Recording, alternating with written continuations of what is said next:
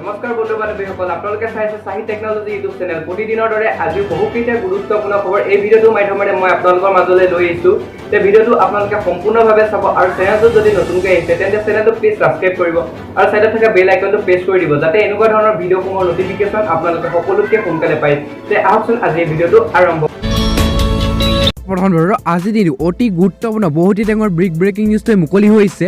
কিয়নো ইয়াত কৈছে নিশাৰ অন্ধকাৰত খেতিপথাৰত কি কৰিছে মন্ত্ৰী ডক্টৰ হিমন্ত বিশ্ব শৰ্মাই। আৰু ইয়াত লগতে অতি গুৰুত্বপূৰ্ণ কথাটোৱে কৈছে নিশাৰ অন্ধকাৰত খেতিপথাৰত কি কৰিছে মন্ত্ৰী ডক্টৰ হিমন্ত বিশ্ব শৰ্মাই। 24 জানুৱাৰীত নলবাৰীলৈ আহিব কেন্দ্ৰীয় গৃহমন্ত্ৰী অমিত শ্বাহ। কেন্দ্ৰীয় গৃহমন্ত্ৰীগৰাকী আগমনৰ পূৰ্বে নলবাৰী এখন বিশেষ খেতিপথাৰত একাংশ তীৰ্থমন্ত্ৰীসহ উপস্থিত হ'ল মন্ত্ৰী ডক্টৰ হিমন্ত বিশ্ব শৰ্মা। নলবাৰী পাইথাৰকুছিৰ পথাৰত উপস্থিত হৈ তেওঁলোকে পথাৰ পৰিদৰ্শন কৰে। আৰু ইয়াত লগতে কৈছে যাতায়াতৰ লগতে বিভিন্ন দিশৰ বুজ লয় মন্ত্ৰী ডক্টৰ হিমন্ত বিশ্ব শৰ্মাৰ দলটোৱে। কেন্দ্ৰীয় গৃহমন্ত্ৰী অমিত শ্বাহৰ উপস্থিতিত বিজেপিয়ে নামনি অসমৰ শক্তি প্ৰদৰ্শন কৰিব। শক্তি দিনাই নামনি অসমৰ কেইবাখনো জিলা সামৰি অনুষ্ঠিত হ'ব বিশাল ৰাজহুৱা সভা। অমিত শ্বাহে নিৰ্বাচনী প্ৰচাৰ চলাব লগা সভা চলিলে নামনি অসমৰ কেইবাগৰাকী সদৌ অসম ছাত্ৰ সন্থা আৰু কংগ্ৰেছ নেতাই গেৰুৱা বসন পৰিধান কৰিব বুলি জানিব পৰা গৈছে। আৰু আজিৰ দিনটো অতি গুৰুত্বপূৰ্ণ বহুতে ডাঙৰ ব্ৰেকিং নিউজটোৱে মুকলি হৈছে। সমূহ অসমবাসীৰ বাবে বহুতে ভাল খবৰ, কিয়নো গুৱাহাটীত এতিয়া বিনামূলীয়া বাছ চলিবলৈ গৈ আছে। লগতে কৈছে দেওবাৰৰ পৰা গুৱাহাটীৰ ৰাজপথত চলিব গুলপীয়া বাছ। এই সকলোকে দিব নালাগে কোনো ধৰণৰ ভাড়া। আৰু ইয়াত লগতে কৈছে মহানগৰীৰ বাবে সুখবৰ, দেওবাৰে পৰা গুৱাহাটীৰ ৰাজপথত চলিব বিশেষ বাছ সেৱা। এই বাছ সেৱা হ'ব সম্পূৰ্ণ বিনামূলীয়া। অৱশ্যে এই বাছ সেৱা লাভ কৰিব মহিলা আৰু জ্যেষ্ঠ নাগৰিকে। প্ৰথম পৰ্যায়ত নাগৰিক মহানগৰত চলিব 25খন গুলপীয়া বাছ। ৰাজ্যৰ মুখ্যমন্ত্ৰী সৰ্বানন্দ সোণোৱালে শনিবাৰে অসম প্ৰশাসনিক পদাধিকাৰী বিদ্যালয় আৰু মহাবিদ্যালয় প্ৰাংগণত মুকলি কৰা হ'ব এই সেৱা। অৱশ্যে এই সেৱা বাছ নহয়, ভ্ৰমণ সাৰথী আঁচনিৰ অধীনত পুৰণি বাছকে নতুনকৈ ৰং সানি আৰম্ভ কৰিছে এই সেৱা। আৰু ইয়াত লগতে অতি গুৰুত্বপূৰ্ণ কথাটোৱে কৈছে প্ৰশ্ন হৈছে যে ৰাজ্য চৰকাৰে এই বিনামূলীয়া সেৱা কিমান দিনলৈ চলিব পাৰিব। নিৰ্বাচনৰ প্ৰাক্ষণত ৰাজ্যৰ বিভিন্ন পৰিবহণ বিভাগৰ এয়া এক চমক। সেয়া সময়তে লক্ষণীয় হ'ব। আৰু আজি অতি গুৰুত্বপূৰ্ণ বহুতে ডাঙৰ ভয়ংকৰ খবৰ এটা মুকলি হৈছে সমূহ অসমবাসীৰ বাবে, কিয়নো মাঘৰ বিহুৰ প্ৰাংগণত মাঘৰ বিহুৰ কাজিৰঙাৰ ৰাষ্ট্ৰীয় উদ্যানৰ সমূহীয়া মাছ মৰা নিষেধাজ্ঞা কৰিলে প্ৰশাসনে। 144 ধাৰা জাৰি কৰিছে প্ৰশাসনৰ ফালৰ পৰা। আৰু ইয়াত লগতে কৈছে কাজিৰঙাৰ সমূহীয়া মাছ মৰা নিষেধাজ্ঞা জাৰি কৰিছে কলিয়াবৰ মহকুমা প্ৰশাসনে। কলিয়াবৰ মহকুমা আৰু নগাঁও অতিৰিক্ত জিলা দণ্ডাধীশ বিতুপন নেওগে আৰু প্ৰেছ বাৰ্তা যোগে 13 আৰু 14 জানুৱাৰী কাজিৰঙা ৰাষ্ট্ৰীয় উদ্যানৰ বাগৰি আৰু বুঢ়াপাৰা ৰেঞ্জ এলেকাত জাৰি কৰিছে 144 ধাৰা। এই সময়ছোৱাত কাজিৰঙা ৰাষ্ট্ৰীয় উদ্যানৰ অন্তৰ্গত এইসমূহ এলেকাত 5জন বা তাতোতকৈ অধিক ব্যক্তি সমাগত বা যিকোনো ধৰণৰ মাছ মৰা সা সঁজুলি লৈ প্ৰৱেশ কৰা অথবা মাৰাঞ্চল অঞ্চলত প্ৰৱেশ কৰা নিষেধাজ্ঞা জাৰি কৰিছে। কেৱল আৰক্ষী আৰু বনৰক্ষী বাহিনীৰ বাহিৰে আন সকলোৰে ক্ষেত্ৰত এই নিয়ম প্ৰযোজ্য হ'ব। কিন্তু ইয়াত অতি গুৰুত্বপূৰ্ণ কথাটো হৈছে কিয় কাজিৰঙাৰ জাৰি কৰা হ'ল 144 ধাৰা। মাঘৰ বিহু উৰুকাৰ পূৰ্বে কাজিৰঙাৰ 144 ধাৰা জাৰি কৰা সন্দৰ্ভত কলিয়াবৰ মহকুমা পৰিদিত বিতুপন নেওগে জনোৱাৰ অনুসৰি বন্যপ্ৰাণী সুৰক্ষাৰ প্ৰতি লক্ষ্য ৰাখি এই সিদ্ধান্ত লোৱা হৈছে।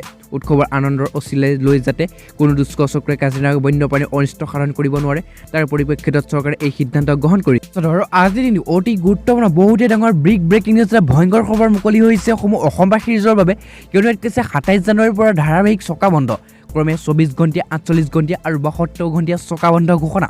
চৰকাৰী গুৰুত্ব নিদিয়া পৰিৱৰ্তন আন্দোলন ঘোষণা অসম মটৰ শ্ৰমিক সংগঠনৰ যৌথ মঞ্চৰ। আৰু ইয়াত লগতে কৈছে যে 27 জানুৱাৰীৰ পৰা অসমত ধাৰাবাহিক চকা বন্ধ ঘোষণা কৰিছে। লগতে ইয়াত অতি গুৰুত্বপূৰ্ণ কথাটো কৈছে অসমত মটৰ শ্ৰমিক সংগঠনৰ যৌথ মঞ্চৰ আন্দোলনৰ ঘোষণা কৰিছে ইতিমধ্যে। আৰু ইয়াত কৈছে 27 জানুৱাৰীত 24 ঘণ্টীয়া চকা বন্ধ ঘোষণা। আৰু তাৰ পাছতে ইয়াত অতি গুৰুত্বপূৰ্ণ কথাটো কৈছে বিধানসভা অধিৱেশনৰ দ্বিতীয় আৰু তৃতীয় দিনত 48 ঘণ্টীয়া চকা বন্ধ। আৰু তাৰ লগতে কৈছে যে তৃতীয় আৰু চতুৰ্থ পৰ্যায়ত 72 ঘণ্টীয়া চকা বন্ধ ঘোষণা। আৰু এই চকা বন্ধ ঘোষণা 27 জানুৱাৰীৰ পৰা অসমত ধাৰাবাহিকভাৱে ঘোষণা কৰিছে। লগতে কৈছে অসমৰ শ্ৰমিক সংগঠনৰ যৌথ মঞ্চ আন্দোলনৰ পাছত। আৰু আজি অতি গুৰুত্বপূৰ্ণ বহুতে ডাঙৰ ব্ৰেকিং নিউজ এটা মুকলি হৈছে বহুতে ভাল খবৰসমূহ অসমবাসীৰ বাবে, কিয়নো অসম পালেহি কৰোণাৰ ভেকচিন। লগতে কৈছে অসমত 7,400 লোকলৈ কৰোণাৰ ভেকচিন। প্ৰথম তালিকাত কাৰ কাৰ নাম স্থান আছে চাই লওক। লগতে অতি গুৰুত্বপূৰ্ণ কথাটোৱে কৈছে অসমত 7,400 পালেহি কৰোণাৰ ভাইৰাছৰ ভেকচিন। দীৰ্ঘদিনৰ অপেক্ষাৰ অন্ত পেলাই মঙলবাৰে গুৱাহাটী পালেহি কৰোণাৰ ভাইৰাছৰ ভেকচিন। উত্তৰ পূৰ্বৰ দুখন ৰাজ্য মেঘালয় আৰু অসমৰ বাবে অনা হৈছে মুঠ 20টাকৈ পেকেটৰ আৰু ভেকচিন, আৰু তাৰে 17টা অসমৰ বাবে আৰু 3টা মেঘালয়ৰ বাবে। আৰু লগতে ইয়াত কৈছে প্ৰথম পৰ্যায়ে 20,15,000 পালি ভেকচিন অনা হৈছে। উল্লেখযোগ্য যে পুনৰে ছেৰাম ইনষ্টিটিউটৰ পৰা কলকাতাৰ বিমানবন্দৰ অনা ভেকচিন অসমত 16 জানুৱাৰীত দিয়া হ'ব। অসমৰ মুঠ 74টা স্থানত এই ভেকচিন স্বাস্থ্যকৰ্মী দিয়া হ'ব বুলি ইতিমধ্যে ঘোষণা কৰিছে স্বাস্থ্যমন্ত্ৰী ডক্টৰ হিমন্ত বিশ্ব শৰ্মাই। আৰু লগতে ইয়াত কৈছে পুনৰ কৰা কলকাতা হৈ আহিছে ভেকচিনসমূহ। অসমৰ বাবে 17 পেকেট আহিছে। 16 তাৰিখে গোটেই অসমত 74জন স্বাস্থ্যকৰ্মীসকলে ভেকচিন দিয়া হ'ব। অসমৰ বাবে পুনৰে অনা ভেকচিন বিমানবন্দৰৰ চমজি এনেদৰে কয় বিষয়াসকল। পাছত আৰু আজিৰ দিনটো অতি গুৰুত্বপূৰ্ণ বহুতেই ডাঙৰ ব্ৰেকিং নিউজটোৱে মুকলি হৈছে অসমবাসী ৰাইজৰ বাবে। কিয়নো ইয়াত কৈছে PM কিষাণৰ নামত অসমত কেলেংকাৰী 2,80,000 অযোগ্য হিতাধিকাৰীলৈ চৰকাৰী ধন। আৰু লগতে ইয়াত কৈছে যে অসমত PM কিষাণৰ নিধিৰ নামত হৈছে ব্যাপক কেলেংকাৰী। অসমৰ প্ৰায় 2,80,000 ভুৱা কৃষকে আঁচনিৰ ধন লাভ কৰিবলৈ সক্ষম হৈছে। অনাহাতে সমগ্ৰ দেশৰে প্ৰায় 20 লক্ষাধিক অযোগ্য লোকে কৃষকৰ তালিকাত নাম অন্তৰ্ভুক্ত কৰা 13,074 কোটি টকা হৰলুকি কৰিছে। ভুৱা কৃষকৰ তালিকাত পাঞ্জাৱ আৰু মহাৰাষ্ট্ৰৰ পাছতে তৃতীয়খন দখল কৰিছে অসমে। RTI কৰ্মী ভেকেঞ্চি আৰু নায়কৰ এখন RTI আবেদনৰ প্ৰত্যুত্তৰ কেন্দ্ৰীয় গৃহ মন্ত্ৰালয়ে সদৰি কৰিছে এই তথ্য। কেন্দ্ৰীয় ইতিমধ্যে ৰাজ্যসমূহৰ কৃষি বিভাগক ধন ঘূৰাই আনিবলৈ নিৰ্দেশ দিছে। আৰু লগতে ইয়াত কৈছে দিল্লীৰ পৰা প্ৰকাশিত ইংৰাজী দৈনিক দি হিন্দুত উল্লেখ কৰা মতে আয়কৰ পৰিষদ আৰু কৰা লোকসকল চৰকাৰী চাকৰি আৰু সাংবিধানিক পদৱৰ্তী থকা ব্যক্তি 10,000 টকাৰ অধিক পেঞ্চন লোৱা লোক আৰু 2 হেক্টৰতকৈ অধিক ভূমি থকা লোকে এই তালিকাত নাম অন্তৰ্ভুক্ত কৰিবলৈ আছিল সুবিধা। উল্লেখযোগ্য যে 2019 চনৰ লোকসভা নিৰ্বাচনৰ পূৰ্বে কেন্দ্ৰীয় চৰকাৰে এই আঁচনি ঘোষণা কৰিছিল। এই আঁচনিৰ অধীনত কম উপাৰ্জন কৃষকৰ পৰিয়ালক বছৰি 6,000 টকা অনুদান দিয়া হয়। পাছত আৰু আজিৰ দিনটো অতি গুৰুত্বপূৰ্ণ বহুতেই ডাঙৰ ব্ৰেকিং নিউজটোৱে মুকলি হৈছে অসমবাসী ৰাইজৰ বাবে বহুতেই ডাঙৰ খবৰ। কিয়নো ইয়াত কৈছে যে 3টা পৰ্যায়ত অসম বিধানসভাৰ নিৰ্বাচন হ'ব। সাজু হৈছে নিৰ্বাচন আয়োগ। আৰু লগতে ইয়াত অতি গুৰুত্বপূৰ্ণ কথা কৈছে 14 সংখ্যক অসম বিধানসভা নিৰ্বাচনৰ 3টা পৰ্যায় অনুষ্ঠিত কৰাৰ বাবে সাজু হৈছে দেশৰ নিৰ্বাচন আয়োগ। বহাগ বিহুৰ পূৰ্বে 2টা পৰ্যায়ৰ আৰু বিহুৰ পিছত 3য় পৰ্যায়ৰ নিৰ্বাচন অনুষ্ঠিত কৰাৰ বাবে সাজু হৈছে নিৰ্বাচন আয়োগ। এটা উচ্চস্তৰীয় দলে সোমবাৰে আৰম্ভ কৰিছে অসম ভ্ৰমণ। আৰু ইয়াত লগতে কৈছে যে এটা হিচাপত সোমবাৰৰ পৰা দুদিনীয়া ভ্ৰমণ আৰম্ভ কৰিছে দেশৰ নিৰ্বাচন আয়োগৰ এটা উচ্চস্তৰীয় দলে। দলটোৱে সোমবাৰে ডিব্ৰুগড়ৰ উজনি অসমৰ জিলাসমূহৰ উপায়ুক্ত আৰু আৰক্ষী অধীক্ষকৰ সৈতে আৰম্ভ কৰে পৰ্যালোচনাৰ বৈঠক।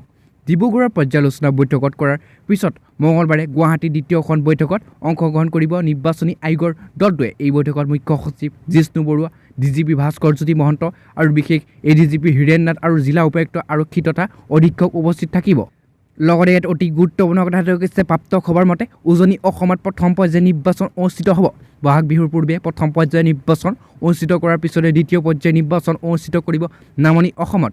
ইয়াৰ পিছত 14 সংখ্যক অসম বিধানসভা অন্তিম আৰু তৃতীয় পৰ্যায়ৰ নিৰ্বাচন অনুষ্ঠিত হ'ব বৰাক পাছতে। আৰু আজি অতি গুৰুত্বপূৰ্ণ বহুতেই ডাঙৰ ব্ৰেকিং নিউজ এটা মুকলি হৈছে বেংকৰ গ্ৰাহকসকলৰ বাবে বহুতেই ভাল খবৰ। কিয়নো বেংকৰ ফালৰ পৰা এক ডাঙৰ ঘোষণা কৰি কৈছে যে বন্ধ হৈ যোৱা বেংক একাউণ্টৰ পৰা উলিয়াব পাৰিব পইচা। জানক এই পদ্ধতিৰ নিয়ম। আৰু ইয়াত লগতে কৈছে বেংক একাউণ্টত দীৰ্ঘদিন ধৰি ব্যৱহাৰ নকৰিলেও বেংকে নিষ্ক্ৰিয় হৈ কৰি দিয়ে। যদি আপোনাৰ সৈতে তেন্তে হৈছে চিন্তাৰ কাৰণ নাই। আপুনি বন্ধ হোৱা একাউণ্টৰ পৰা জমা টকা উলিয়াব পাৰিব। ইয়াৰ বাবে আপুনি কিছু সহজ পদ্ধতি সম্পূৰ্ণ কৰিব লাগিব। লগতে ইয়াত কৈছে বেংকসমূহৰ ওচৰত অধিকৰণৰ একাউণ্ট অনলাইন আৰু ধাৰাবাহিকভাৱে বৃদ্ধি পাইছে। ভাৰতীয় ৰিজাৰ্ভ বেংকৰ মতে যদি কোনো গ্ৰাহকে নিজৰ বেংক একাউণ্ট 10 বছৰ ধৰি কোনো লেনদেন নকৰে তেন্তে সেই একাউণ্ট জমা ধনৰাশি অনলাইন মেড আৰু হৈ যায়। এই ধৰণৰ পৰা আন RBI ডিপজিটৰ এডুকেশ্যন এণ্ড অৰ ফাণ্ড প্ৰতিমাহে স্থানান্তৰ কৰা হয়। কিন্তু ইয়াত কৈছে নিয়ম অনুসৰি প্ৰতিবাৰে বেংক নিজৰ ৱেবছাইটত অনলাইন ক্লিকৰ ধনৰ হিচাপ দিব লাগে। বেংকৰ ৱেবছাইটত গৈ নিজৰ নিষ্ক্ৰিয় একাউণ্টৰ পৰা জানিব পাৰি। ইয়াৰ বাবে জন্মৰ তাৰিখ আৰু পেন নম্বৰ আৰু পাছপৰ্ট আৰু পিনক'ড আদি টেলিফোন আদিৰ যোগেদি সহায় চাৰ্চ কৰিব পাৰে। তেন্তে আপুনি কিদৰে এই কাম কৰিব পাৰিব? ইয়াত প্ৰথমতে কৈছে ইয়াৰ বাবে অতি সহজ প্ৰক্ৰিয়া আপুনি আছে। আপুনি সম্বন্ধিত বেংক শাখালৈ গৈ আপুনি মেইল কৰিব পাৰে। আৰু লগতে কৈছে এই মেইল আপুনি বেংকক অনুৰোধ কৰিব লাগিব যে নিষ্ক্ৰিয় বেংক একাউণ্টৰ ৰিক্ৰিয়েট কৰিব লাগে। ইয়াৰ বাবে আপুনি পৰিচয় পত্ৰ, ঠিকনা আদি প্ৰমাণপত্ৰ দিব লাগিব। আপুনি আবেদন কৰাৰ কিছুদিন পিছতে বেংকে আপোনাৰ একাউণ্টৰ ৰিক্ৰিয়েট